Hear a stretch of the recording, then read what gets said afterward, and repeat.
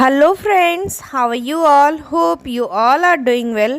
Friends, आप लोग में से ऐसे बहुत से लोग हैं जो अंग्रेजी बोलना चाहते हैं, अंग्रेजी सीखना चाहते हैं, लेकिन बहुत मेहनत के बाद भी वो नहीं बोल पाते हैं, नहीं सीख पाते हैं। तो फ्रेंड्स, मैं आज आप लोगों को टोटल 4 टिप्स देने वाली हूँ जिनके ज़रिए आप जल्द से जल्द अंग्रेजी बोल भी पाओगे और सीख भी पाओगे। और फ्रेंड्स, जैसा कि आप लोग जानते हैं कि अंग्रेजी का महत्व कितना है, तो मुझे और ज़्यादा इसके बारे में बोलने की ज़रूरत नहीं है। आपको ये वीडियो क्यों देखना चाहिए? आपको ये वीडियो इसलिए देखना चाहिए क्योंकि अगर आप बहुत समय से इंग्लिश की कोचिंग्स जा रहे हैं, इंग्लिश के इंस्टीट्यूशन जा रहे हैं, लेकिन तो भी आप इंग्लिश नहीं सीख पा रहे हैं, तो आपको मेरी वीडियो को फुल वॉच ज़रूर करना चाहिए, क्योंकि मेरी ये टिप एंड ट्रिक्स आपके बहुत काम आने वाली है। मैं भी एक हिंदी मीडियम की स्टूडेंट रह चुकी हूँ और मुझे भी इंग्लिश सीखने का बहुत ज़्यादा शौक़ था। तो मैंने किस तरह से इंग्लिश सीखा और मैंने किन किन टिप्स को फॉलो किया, जिससे कि बहुत जल्दी मैंने इंग्लिश सीख लिया और मैं आज आप लोगों को इंग्लिश सिखा रही हूँ। तो ये वीडियो आप लोगों को फुल वॉच ज़रूर करना चाहिए। शुरू करने से पहले अगर आप लोगों ने मेरे चैनल को अभी तक सब्सक्राइब नहीं किया है तो जाके पहले ज़रूर से मेरे चैनल को सब्सक्राइब कर ले और बेल आइकन को भी प्रेस कर ले, ताकि आप लोगों के लिए मैं ऐसे ही वीडियोस लाती रहूं। तो चलिए फ्रेंड्स, स्टार्ट करते हैं। मैं आप लोगों को बहुत ज़्यादा मुश्किल या बहुत ज़्यादा मेहनत वाली चीज़ें नहीं बताने वाली हूँ। जो फैक्ट है, जो रियल है, वही चीज़ें बताने वाली हूँ। इंग्लिश सीखने के लिए सबसे पहला और महत्वपूर्ण टिप है, आपको पहले अपना इन्वायरमेंट को देखना होगा। आपको अपना इन्वायरमेंट बनाना होगा। आपको किस इन्वायरमेंट में जाना है ये तय करना होगा। आपको अंग्रेजी सीखने से पहले अपना इन्वायरमेंट को रेडी करना होगा। देखिएगा, अगर आपको ऐसा इन्वायरमेंट मिल जाता है जिसमें इंग्लिश स्पीकिंग होती है, जिसमें लोग मैक्सिमम टाइम इंग्लिश में बात करते हैं, फ़न भी करते हैं तो इंग्लिश में करते हैं, बात भी करते हैं तो इंग्लिश में करते हैं, अगर आपको वैसा इन्वायरमेंट मिल जाता है तो आपकी मेहनत 50% कम हो जाती है। आप अपने दोस्तों के बीच आप पूरी सही से इंग्लिश ना बोलो, दोस्तों के बीच बात करो, कहीं पे भी बात करो, जो आपके लेवल के लोग हैं उनके साथ बात करो, जिनको आपकी जितनी ही इंग्लिश आती है, लेकिन आप लोग इंग्लिश में बात करो। ठीक है, इतना याद आप लोग ध्यान रखो कि आप लोगों को इंग्लिश में ही बोलना है। जो भी बोलना है, चाहे टूटी फूटी बोलो, चाहे गलत बोलो, चाहे कुछ भी बोलो, चाहे आधी बोलो, लेकिन आप लोगों को इंग्लिश में ही बोलना है, इंग्लिश में ही फ़न करना है, इंग्लिश में ही बात करना है, इंग्लिश में ही लड़ाई करना है, सब कुछ आपको इंग्लिश में ही करना है। आपको अपना इन्वायरमेंट रेडी करना है। ठीक है, आप में से ऐसे बहुत से लोग होंगे जो अंग्रेजी समझ तो लेते हैं, जो सामने वाला जो बोल रहा है वो उसकी सारी बातों को समझ तो लेते हैं, लेकिन बोल नहीं पाते। तो ऐसा क्यों होता है? ऐसा इन्वायरमेंट के कारण होता है, ऐसा आपका कॉन्फिडेंस लो होने के कारण होता है, ऐसा आपका लैक ऑफ प्रैक्टिस के लिए होता है, क्योंकि आप प्रैक्टिस नहीं किए होते हैं। तो आपको लगता है अगर मैं उसके सामने बोलूँ, अगर मैं गलत बोल दूँगा तो क्या हो जाएगा, फिर मेरी सबके सामने बेइज्जती हो जाएगी। ठीक है, आप शुरुआत छोटे छोटे वाक्यों से करो। आपको पूरी इंग्लिश बोलने की ज़रूरत नहीं है। आप छोटे छोटे वाक्यों से अपनी शुरुआत करो। ठीक है, बीच बीच में 1-2 वर्ड इंग्लिश के ट्राई करो, फिर धीरे धीरे धीरे धीरे आप प्रैक्टिस करते करते आप पूरी इंग्लिश बोलने लग जाओगे।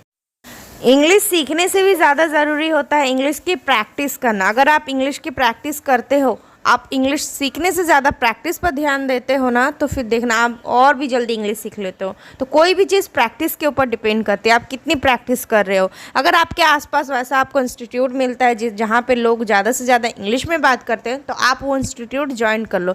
देखिए प्रैक्टिस कहाँ ज़्यादा हो रही है, आप वो देखो। अगर आपको वैसा इन्वायरमेंट भी नहीं मिलता है, आपके दोस्त यार भी नहीं बात करते हैं, वो भी इंग्लिश नहीं सीखना चाहते, आप अकेले सीखना चाहते हो, तो फिर सबसे अच्छा ऑप्शन होता है मिरर ऑप्शन। मिरर के सामने जाके आप बात करो। ठीक है, लेकिन अब पहले खोजो कि आपके फ्रेंड्स को आप ये करो, कन्विंस करो कि चलो हम लोग एक साथ मिलके इंग्लिश सीखते हैं और हम लोग जितनी देरी भी बात करेंगे इंग्लिश में बात करेंगे।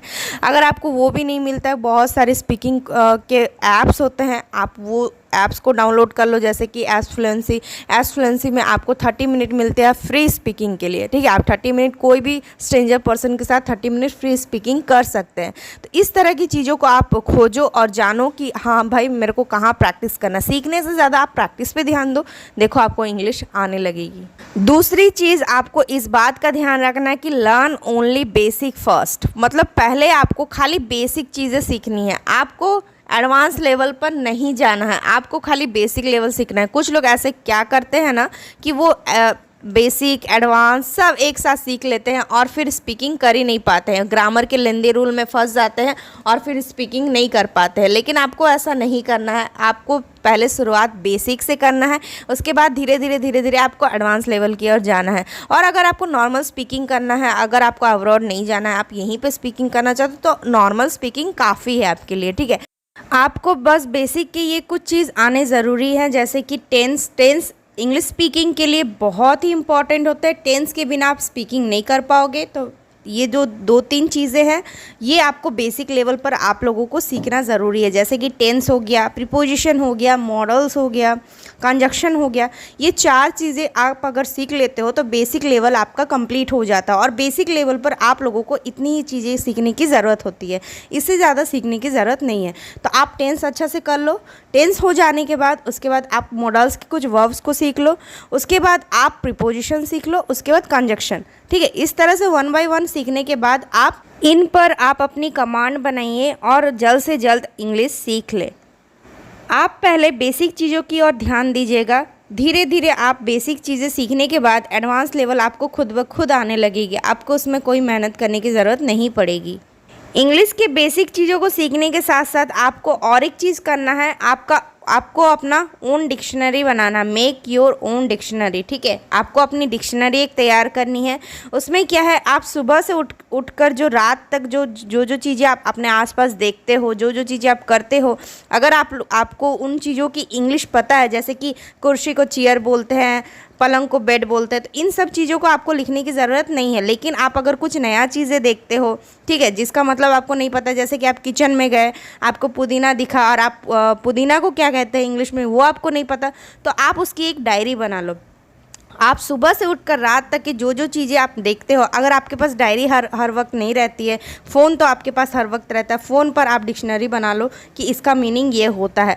तो ये चीज़ें आप एक अपना हैबिट के अंदर ला लो कि नहीं, मुझे ये चीज़ें करनी है, मुझे हर चीज़ की इंग्लिश लिख के रखनी है। तो जब भी आप स्पीकिंग करते हो ना, तो आपका जो वर्ड मीनिंग होता है, जो वर्ड्स की कमी की वजह से आप ना इंग्लिश स्पीकिंग नहीं कर पाते हो सही से। तो आप हर एक चीज़ों का इंग्लिश मायना लिखना सीखो, ठीक है। आप उसको नोट करके रखो ताकि आपका जो वर्ड बैंक है वो बड़ा हो जाए, आप ज़्यादा से ज़्यादा वर्ड्स को जान पाए। उसके बाद अपने स्पीकिंग के दौरान उन सारी चीज़ों को यूज़ करना। तो इसका मतलब नेक्स्ट आपको क्या करना है, आपको वर्ड मीनिंग खोजना है। इसका आप अगर कुछ बुक भी पढ़ते हो, उसमें आपको नया वर्ड दिखता है, तो उसका तुरंत से आप वर्ड मीनिंग खोजने का कोशिश करो कि आप उसका वर्ड मीनिंग क्या होता है, उसके बाद उसको डायरी में लिखो। इस तरह से आप अपना वर्ड पावर बढ़ाओ और फिर देखना स्पीकिंग करना, आपको स्पीकिंग में कोई प्रॉब्लम नहीं आने वाली है। अब आती है सबसे इम्पॉर्टेंट और महत्वपूर्ण टिप्स की बारी, जिसके बिना कोई भी व्यक्ति इंग्लिश नहीं बोल सकता है। वो है आपका सेल्फ कॉन्फिडेंस। आपके अंदर सेल्फ कॉन्फिडेंस भरपूर होना चाहिए कि नहीं, मुझे इंग्लिश आती है, मैं बोल सकता हूँ इंग्लिश, मैं स्पीकिंग कर सकता हूँ। तो ये चीज़ आपके अंदर होनी चाहिए, ठीक है। मैंने अपने लाइफ में ऐसे बहुत से लोग देखे हैं जिनको अच्छी नॉलेज होती है, स्पीकिंग का अच्छा ज्ञान होता है, लेकिन वो फिर भी स्पीकिंग नहीं कर पाते हैं। क्यों? क्योंकि उनके पास सेल्फ कॉन्फिडेंस नहीं होता है। वो ये सोचते हैं अगर मैं गलती कर लूँ तो फिर क्या होगा, सामने वाला क्या सोचेगा। इसके बारे में आपको नहीं सोचना है। फ्रेंड्स, आप मुझे एक बात बताओ, आप हिंदी स्पीकिंग करते हो, जब आप बात करते हो क्या आप पूरी शुद्ध हिंदी बोलते हो? नहीं, आप पूरा शुद्ध हिंदी नहीं बोलते हो, आप लोकल लैंग्वेज बोलते हो जो हमारे लोकल में चलता है, ठीक है। हम लोग कभी कभी आधी बात बोलते हैं और आधी बात दूसरे वाला समझ लेता है कि हमें क्या बोलना है। तो भाषा कोई आपको ऐसा फॉर्म में नहीं बोलना है कि नहीं आपको इसी तरह से बोलना है। तो आप जब भाषा सीख रहे हो ना, तो उसको जस्ट ऐसा फन वे में लेके सीखो। आपको उतना हार्ड तरीके से नहीं सीखना और आपको अपने अंदर सेल्फ कॉन्फिडेंस होना चाहिए। सो फ्रेंड्स, आई होप आप लोगों को ये टिप्स अच्छी लगी। अगर अच्छी लगी तो एक लाइक कर देना। और मुझे लगता है कि आप लोग ये चारों टिप्स को फॉलो करोगे, और अगर आप ये 4 टिप्स फॉलो करते हो, आप 1 महीने के अंदर इंग्लिश स्पीकिंग करने लगोगे। जी हाँ फ्रेंड्स, 1 महीने के अंदर आप इंग्लिश बोलने लगोगे। आपको बस ये 4 टिप्स को फॉलो करना है और बस इसी को दोहराते जाना है कि आपको इस तरह से ही प्रैक्टिस करनी है। आपको कोई और दूसरा लेंदी रूल में नहीं जाना है, ठीक है। सो आई होप फ्रेंड्स आपको मेरी वीडियो अच्छी लगी। अगर अच्छी लगी एक लाइक कर देना, और मिलते हैं फ्रेंड्स नेक्स्ट वीडियो में। Thank you so much for watching this video. Till then, bye bye.